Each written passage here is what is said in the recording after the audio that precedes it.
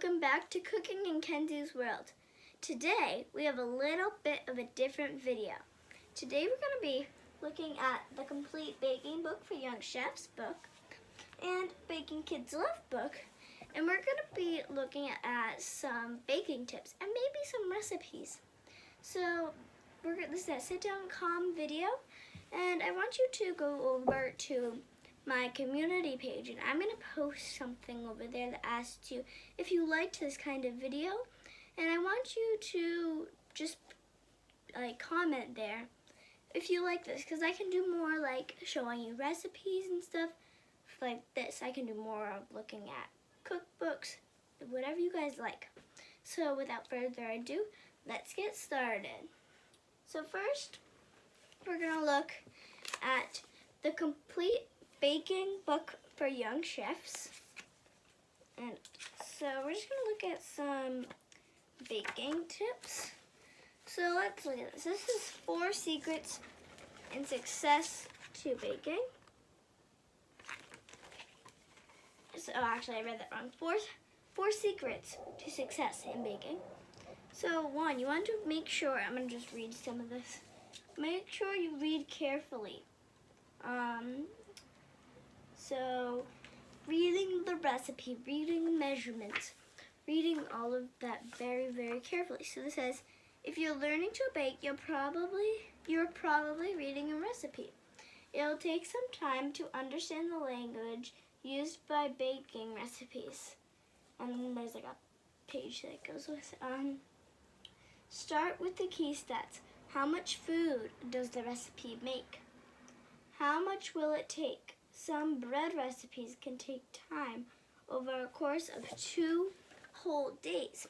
So you want to be careful, so like that, like when you're hungry for breakfast or afternoon snack, choose a recipe that takes less than 1 hour. Make sure that you have the right ingredients and equipment. Make sure you have the right cake pan before you start mixing your cake batter. Make sure you have yeast before you start making your bread dough. It's important to follow the recipe for most things in this book. Baking is precise, so you really want to make sure you're reading very carefully. And I am going to link this book and the Baking Kids Love book down in the description below. Alright, so next, you want to stay focused when you're cooking. Baking requires a lot of attention. Every single ingredient is important to the successful recipe. Measure very careful. Even more than cooking, the amount of each ingredient in the baking recipe can make a difference. Too much or not enough yeast or baking powder or baking soda can ruin the recipe. So you really want to be focused. I'm going to read a couple more of these. Recipes are written with both visual and like bake until brown, and time clues, bake for 22 minutes. Bakers use all their senses, sight, hearing, touch, smell, and taste in the kitchen. So these are some pictures of people cooking. Many recipes contain time ranges such as bake until golden brown or 22 to 26 minutes. These ranges account for differences of various ovens. Set your timer for the lowest number. If the food isn't done yet, you keep it baking. So another tip is if you have like a knife or like a toothpick, you stick it in whenever you're baking, and if stuff comes on sticking to it, you want to cook it longer. If it doesn't, it's perfect. All right, we have 2 more steps to success in baking. We have practice safety. So it says, ovens can be dangerous. They're hot. Always ask in a doubt if you are in doubt. So that means if like you're questioning, how do I set the timer on my oven? You can just ask in a doubt, okay? Use the knife that's right for you. This will depend on the size of your hands and your skill level. So I know sometimes I use a butter knife, sometimes I use a plastic knife. That's all. If you're only 4 years old, you might only want to use a plastic knife. Ask your parents for that. Hot stovetops and ovens can cause painful burns. Assume that anything on the stovetop, including the pan's handle and lid, is hot. Everything inside the oven is definitely hot. Always use oven mitts. Oven mitts are my favorite because you don't get yourself burnt. One more tip is mistakes are more than okay. So I'm reading these red things and then down below. This says, hold on, let me take this off. Mistakes are a big part of baking, and one of the best ways to learn, don't sweat it, means don't be too hard on yourself. Try to figure out what you would do different next time. Maybe you should have set a timer so you would remember to check the cookies in the oven. Maybe you should have measured more carefully. If your food isn't perfect, don't worry. A missharpened cookie is still delicious. A missharpened cookie is still mishappen cookie is still delicious. I cannot talk today. I'll just show you so you can read that if I read it wrong still. Okay. If you enjoy your mistakes, everyone else will enjoy them too. Remember, you baked. That's so cool. So those are the 4 steps to success in baking, and you can see these kids baking in the pictures. This book is really good. I got this. I have this one, but you can also get them at your local libraries. If you get this book, and I'm just going to show you, and you can pause the video when I show you this. These are all decoding baking speak and what's up with ingredients. So I'm going to hold this up. I'm not going to read this all, but you can read this and pause the video here and read that if you want. All right. So we don't usually nowadays use scales to measure, but again, there's the page. How to measure dry ingredients and liquid ingredients. I'm going to read that. Dry ingredients should be measured in a dry measuring cup, small metal plastic cups with handles. Each set has cups of varying sizes. Dip the measuring cup into the ingredient and sweep away the excess off the back of a butter knife. Jeez, I cannot talk. Liquid ingredients should be measured in a liquid measuring cup, a larger plastic or glass with lines on the side, a big handle to pour, and a spout. Set the measuring cup level on the counter and bend down. Read the bottom of the concave arc and read the liquid surface, which is known as the MENISCUS,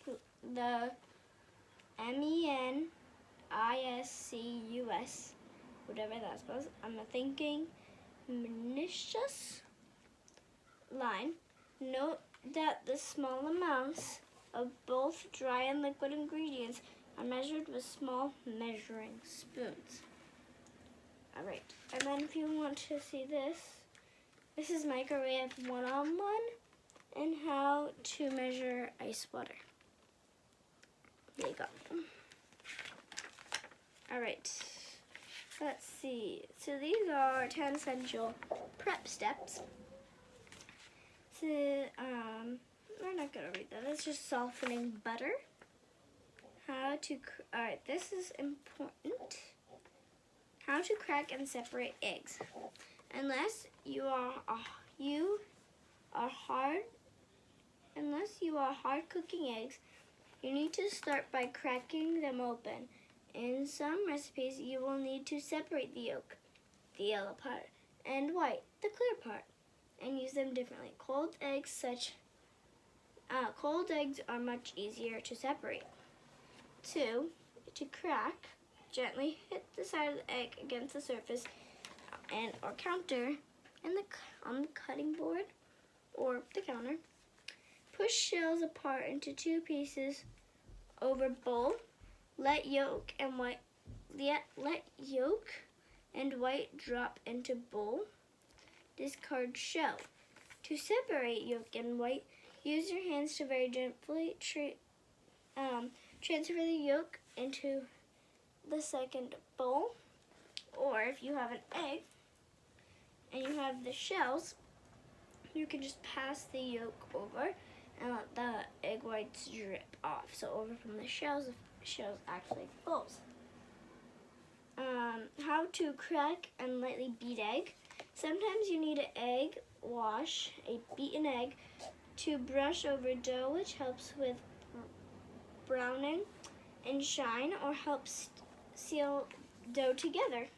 Gently hit the side of the eggs against the surface of counter or cutting board. Push shell apart into 2 pieces over bowl. Let yolk and white drop into bowl. Discard shell. Use fork to beat eggs until well combined. Hint: moving the fork quickly from one side to the other works better than moving in a circle. So that's the page that I just read. So this just explains how to test for doughness with a toothpick. I explained that already. And so we're gonna skip over that page. Let's go, okay. So tools make work easier. I'm just not really gonna read this. I'm gonna just point out some things, some cooking things that you will usually need, because then we're gonna hop over to this book. Yeah, so you need like this cutting board, a bread knife maybe, a baking sheet, a cooling rack, some muffin tins, baking pans, round baking pan for like cakes. Excuse me, sorry. A loaf pan, a pie plate, prep bowls, oven mitts, dish towels, parchment paper, aluminum foil, plastic wrap, toothpicks. Some appliances are microwave, blender, food processor, stand mixer, maybe electric hand mixer, measuring spoons, liquid measuring ones, maybe a ruler, a box grater, a vegetable peeler. I'm just gonna show you all of these. Here, I'll move this. All of these things, ovens, could help with cooking. And so can, whoops, all of, give me a second here, all of these things. Now if you want to stay away from the knives, that's okay. So, that is the complete baking books for young chefs. I'm going to just put that right over there. And we're going to take a quick look at Baking Kids Love. Okay. I'm going to put both of these books down in the description. So, let's see, so greasing pans, let's go with that. So this one's just kind of like this, so I'm just going to kind of hold it down. So when you're greasing a pan, you can melt a little butter in a microwave or use vegetable oil. Use a pastry brush, which if you go back, I haven't posted it yet, or I might have. If you see my pretzel bites video, hint if it hasn't came out, it shows you what a pastry brush is. Or a paper towel to coat the inside of the pan with a thin layer of butter or oil. You can also use spray, which is quick and easy, instead of butter or oil. Just make sure it doesn't have any flavorings like garlic. The recipes in, let's see. So that's how you just spray it or something. You can wipe it around. We already went over some measuring things. We don't think we want more of that. This, I don't know where I got this, but if you're wondering, this is a cookbook stand. very nice. Let's see, measuring liquid, we did that. We did all of this. I'll show you this again, it's more bacon language.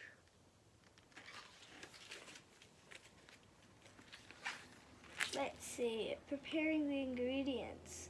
So before you cook something, you can do like, to prepare, you can crack ingredients, separate eggs, melt the butter, soften the butter, proofing the yeast, sifting flour, powdered sugar. You can do the chopping of chocolate, chopping nuts, all of those things you can do before, let's say melting chocolate. And these are all things, peeling stuff. Those you all can do before you get started. These are some mixing techniques. But I'm going to link these books down below because I really like these. Oh, this is fun. I'll read this. Whipping egg whites. Make sure your bowl and beaters are very clean before you begin. Any grease or fat will prevent egg whites from whipping into an airy mixture. So we're going to make almost like whipped cream with egg whites. Carefully separate the eggs and transfer the whites into a clean mixing bowl. Start the mixer on medium-low and beat egg whites for about 1 minute to break them up. They will start to look bubbly and fluffy. Turn the mixer speed to medium-high and continue beating until soft peaks form. The whites should look like whipped cream. To check for soft peaks, turn off the mixer, lift the beaters straight out, and then turn them upside down. The slope leading to the tip should be soft and barely holding its shape. Turn the mixer back onto medium-high speed, and gradually mix in the sugar. It should look like a gentle rain falling into the whites. Once you've added all the sugar, beat for 15 seconds. 15 minutes would be long. 15 seconds longer and turn off the mixer. Turn the beats upward again to check for firm peaks. The whites should stand on top of the beaters in nearly vertical. Firm peaks even if the tip falls over at the end. If the slope is soft and bent over, beat for another 30 seconds and check again. So that's kind of tricky, but then one other thing is kneading. I bet you all know how to do that. So these are some basic tools. We already went over this. So this is one of my favorite books, and this has, I'll show you this, cooking tips. Only ends here. And after it, there's cookies and stuff, so you have that much of just recipes. This is a little newer, this is a little older, but these are really, really good for cooking. I'll show you this one real quick. The tips end right here. So there's that much of recipes. These are really good for kids. There's a bunch of stuff in these. So again, I will link them down below. In this video, let's get it to 25 likes. See if we can do that. So let me know if you guys like this. Again, I'm going to post it in the community. Tell me if you like this kind. If we do, I'll do more of these sit-down videos. So I will see you guys later on Cooking in Kenzie's World. Be sure to like and subscribe. See you next time.